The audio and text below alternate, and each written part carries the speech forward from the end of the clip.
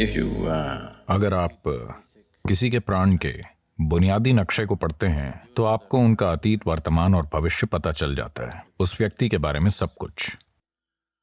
क्योंकि एक तरह से आपका जीवन बस आपकी ऊर्जाओं की एक अभिव्यक्ति है कि वो किस तरह काम करती है। तो यौगिक प्रणाली के साथ हम अपनी ऊर्जाओं के काम करने के तरीके को बदलने की कोशिश कर रहे हैं। अभी इसमें अचेतन तरीके से चीजों का दोहराव हो रहा है, या अभी आपके पास जो यादों का भंडार है या आपका जो कार्मिक ढांचा है वो इसे काफी ज्यादा प्रभावित कर रहा है। ऊर्जा की गति उसी के अनुसार हो रही है।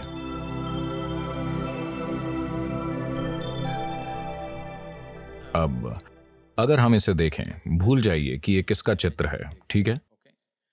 ये एक ऊर्जा एक्सरे की तरह है, तुरंत काम में लेने के लिए। हम एक कहीं ज्यादा विस्तृत चित्र बना सकते हैं, लेकिन उसमें कहीं ज्यादा भागीदारी की जरूरत होगी। ये तुरंत काम में लेने के लिए है। तो अब अगर आप इस चित्र को देखें तो आप पाएंगे कि मूलाधार थोड़ा असंतुलित है। इस पर थोड़ा और काम करने की जरूरत है। स्वादिष्ठान ज्यादा मजबूत नहीं है, लेकिन ठीक है। मणिपूरक अच्छा है।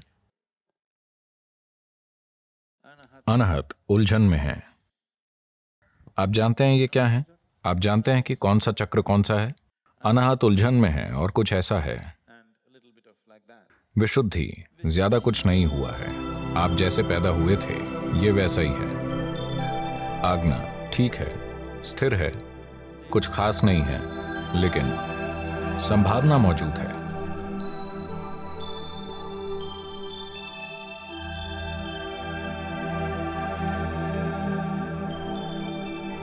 मेरे ख्याल से भावनाओं के एक लगातार बन रहे पैटर्न के कारण तंत्र थोड़ा तिरछा हो गया है, जिसे ठीक किया जाना चाहिए।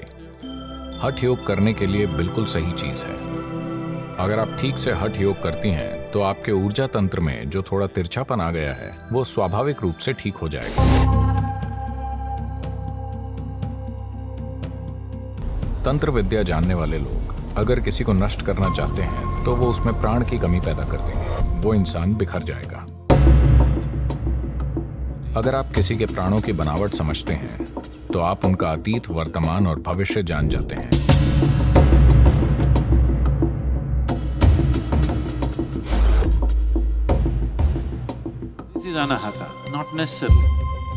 अनाहत का यहां होना जरूरी नहीं है।